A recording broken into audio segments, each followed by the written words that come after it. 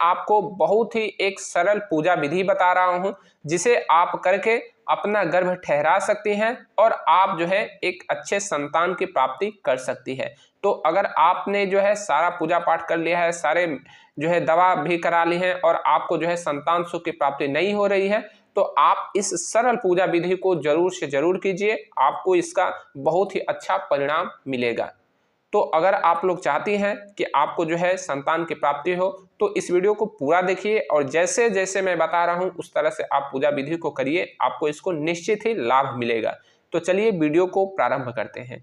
एक बार माता अंजना भगवान शिव के पास जाती हैं और उनसे कहती है, हे प्रभु, मैं आपकी बहुत बड़ी सेविका हूं, मैंने आपका बहुत ही सेवा किया है, बहुत ही आपका पूजा पाठ किया है, मुझे संतान सुख की प्राप्ति नहीं हो रही है। मेरी उम्र 45 वर्ष हो गई है, फिर भी मेरा गर्भ नहीं ठहर रहा है। प्रभु कोई उपाय बताइए ताकि मेरा संतान हो। भगवान शिव कहते हैं कि हे माता, मैं आपके पूजा से काफ़ी प्रसन्न हूँ, आपका जो पूजा पाठ है वह बहुत ही सराहनीय है, आपके पूजा पाठ से मैं बहुत प्रसन्न हूँ और आप जो है एक संतान की प्राप्ति कर सकती हैं। आपको संतान होने से कोई नहीं रोक सकता, लेकिन आपने इसी पूजा पाठ के दौरान बहुत से ऐसे पाप किए हैं जिसकी वजह से आपका गर्भ नहीं ठहर रहा है। आपने बहुत ही ऐसे पाप कर दिए हैं जिसकी वजह से गर्भ नहीं ठहर रहा है। यह सुनते ही माता अंजना के होश उड़ गए और वह भगवान भोले से कहती है कि हे प्रभु, ऐसा कौन सा मैंने पाप कर दिया जिसकी वजह से मेरा गर्भ नहीं ठहर रहा है। तब भगवान शिव कहते हैं कि माता, आपने मेरी पूजा के दौरान बहुत से ऐसे पुष्पों को तोड़ा है, बहुत से ऐसे पुष्प को वृक्ष से अलग किया है, जिसकी वजह से जो है आपको पुष्प हत्या का पाप लगा हुआ है। आपको पुष्प हत्या का पाप लगा हुआ है और वही पुष्प हत्या आपका गर्भ नहीं ठहरने दे रहा है। यह सुनते ही माता अंजना निराश हो गई और वह मन ही मन सोचने लगी। तब भगवान प्रभु ने कहा, आपको ज्यादा चिंता करने की कोई बात नहीं है, मैं आपको एक पूजा विधि बता रहा हूं, जिस पूजा को करके आप जो है संतान सुख की प्राप्ति कर सकती हैं। आपने बहुत से पुष्पों की हत्या की है, मेरे पूजा के दौरान बहुत से पुष्प को जो है वृक्ष से अलग किया है, जिस वजह से आप पे पुष्प हत्या का पाप लगा हुआ है। लेकिन उस पुष्प हत्या का पाप को जो है खत्म करने के लिए मैं जो पूजा विधि बता रहा हूं, आप उसे जरूर कीजिए। भगवान भोले कहते हैं कि आप जो है सुबह उठिए, सुबह आपको जो है शौच वगैरह कर लेना है, आपको स्नान करना है और स्नान करने के बाद जो है आपको सूर्य दर्शन करना है, यानी कि सूर्य नमस्कार करना है। सूर्य दर्शन का मतलब कि जब भगवान सूर्य जो है सुबह सुबह निकलते हैं, उदयमान होते हैं, तो आपको उदयमान होते हुए सूर्य यानी कि उगते हुए सूर्य को नमस्कार करना है, उन्हें प्रणाम करना है, उनका आशीर्वाद लेना है।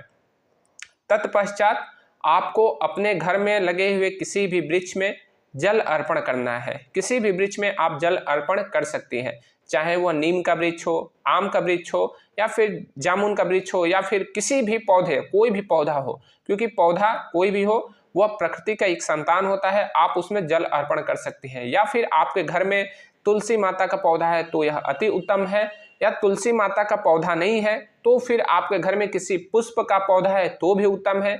आपको उस पौधे में जल अर्पण करना है।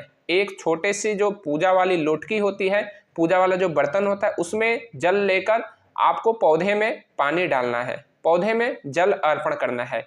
इस तरह से अगर आप पौधे में जल अर्पण करती है तो आपका पौधा हरा भरा रहेगा और जितना आपका पौधा हरा भरा रहेगा, जितना आप उसकी देखभाल करेंगे, उतना ही आपका गर्भ भी सुखमय रहेगा, आपका गर्भ ठहरेगा और आपका गर्भ का देखरेख, जितना आप पौधे की देखरेख करेंगे उतना आपके गर्भ की भी देखरेख जो है माता प्रकृति करेंगी। तो अगर आप सूर्य की जो है सुबह सुबह सूर्य दर्शन करती हैं, उगते हुए सूर्य को देखती हैं, तो उसी उगते हुए सूर्य के आशीर्वाद से आपके भी शरीर में एक उगता हुआ जो गर्भ है वह उदय होगा और आप गर्भ धारण करेंगे। और जितने भी आपने पुष्प हत्या किया है तो उस पुष्प हत्या को आप जो है पौधे में पानी डालकर या फिर जल अर्पण, जिसे जल अर्पण कहा जाता है, पौधे में जल अर्पण करके आप पुष्प हत्या का पाप से मुक्त हो सकती हैं। जितना आप पानी डालेंगे, जितना आप पौधे की देखरेख करेंगे, तो उसमें उतना ही पुष्प आएगा, उतना ही उसमें पत्ती आएगी और आपका सारा पाप जो है दूर हो जाएगा। तो एक चीज का इसमें आपको और भी ध्यान देना है कि आप जब जल अर्पण करेंगे, जब यह पूजा विधि करेंगे, तो आपको यह कम से कम 21 दिन तक पूजा जरूर से जरूर करना है। और 21 दिन तक पूजा के दौरान आपको मांस का सेवन नहीं करना है, और साथ ही साथ 21 दिन पूजा खत्म होने के बाद भी आपको 108 दिन तक मांस का सेवन बिल्कुल भी नहीं करना है। अगर इस दौरान आपने मांस का सेवन किया यानी किसी जीव हत्या का पाप आप पर लगा, तो इसका परिणाम बहुत ही गंभीर होगा। भगवान आपको बहुत ही बुरा परिणाम करेगा। इस तरह से आपको 21 दिन पूजा पाठ के दौरान और साथ ही 21 दिन के बाद 108 दिन तक आपको बिल्कुल भी जो है वो मांस का सेवन नहीं करना है। और साथ ही साथ आपके जो पति देव हैं उनसे भी कहिए कि आपको भी मांस का सेवन नहीं करना है। उन्हें बस सलाह देना है, क्योंकि पति जो होते हैं वो हमेशा अपनी पत्नी का बात नहीं सुनते हैं। ये बहुत ही हमारे समाज की एक गलत अवधारणा है। आपको हर पति को जो है अपनी पत्नी का सलाह लेना चाहिए। लेकिन अगर मान लीजिए आपके पति आपकी बात नहीं मानते हैं, वो घर में ना होकर बाहर जाके मांस का सेवन करते हैं, तो भी आपको उनसे लड़ाई झगड़ा नहीं करना है, क्योंकि आपको पति का साथ होना जरूरी है, तभी आपका गर्भ ठहरेगा। तो आप उन्हें बस सलाह दीजिए, बस सुझाव दीजिए, उन्हें बताइए कि मैं ये पूजा विधि कर रही हूँ और 21 + 108 दिन तक मांस का सेवन नहीं करना है, तभी हमारा पुत्र जो है जन्म लेगा, हमारा गर्भ ठहरेगा, हमें संतान सुख की प्राप्ति होगी और निश्चित ही आपके पति भी आपका साथ देंगे। तो 108 दिन बाद में और 21 दिन पूजा के दौरान आपको मांस का सेवन नहीं करना है। और बहनें, अगर आप लोग जो है किसी डॉक्टर के सलाह ले रहे हैं, किसी डॉक्टर से जांच करवा रहे हैं, कोई आपको जो है फिजिकल अगर कोई प्रॉब्लम है, तो आप लोग जो है अपना दवा जो है जो इलाज है उसको चलाते रहना है और साथ ही साथ ये पूजा विधि भी करना है। अगर आपका हर रिपोर्ट पॉजिटिव है तो ईश्वर की कृपा रहे कि आपका हर रिपोर्ट पॉजिटिव रहे और साथ ही साथ यह पूजा विधि से आपका गर्भ जरूर से जरूर ठहरेगा, आपको बहुत ही अच्छा लाभ मिलेगा। बहनें, बहुत से ऐसी हमारी बहनें होती हैं, बहुत से ऐसे माताएं होती हैं जो कि पूजा पाठ के दौरान जो है भगवान से जो है दया की कामना करती हैं, लेकिन वह दूसरे पर दया नहीं दिखाती है। कहती है, हे ईश्वर हम पर दया कीजिए, हमारे जो है जीवन में सुख शांति दीजिए, लेकिन वह किसी पर दया नहीं दिखाती है, वो किसी का सुख शांति नहीं चाहती है। मैं ऐसा इसलिए कह रहा हूँ क्योंकि बहुत से हमारे बहनें हैं, बहुत से ऐसी माताएं हैं जो कि पूजा पाठ के दौरान जो है वृक्ष पर लगे हुए अच्छे अच्छे पुष्प को तोड़ देती हैं, समझिए उनको अलग कर देती है। एक जो पुष्प होता है वह वृक्ष का संतान होता है, वह उसका श्रृंगार होता है। अगर मान लीजिए आप किसी का संतान को छीनेंगी, किसी का श्रृंगार आप जो है नष्ट करेंगी, तो फिर आपका भी तो संतान जो है कोई छीनेगा, कोई आपका श्रृंगार नष्ट करेगा, तो यह जो पाप है आप पर लगेगा ही लगेगा। तो जिस तरह से आपके सर पे जो केस लगे हुए हैं, जो सर पर केस आपका शोभा देता है, उस केस को अगर कोई काट दे, उसको कोई जला दे, उसको कोई नुकसान कर दे, तो फिर आपको सुंदर शरीर भी जो है कुरूप लगेगा, कोई आपका चेहरा देखना नहीं चाहेगा।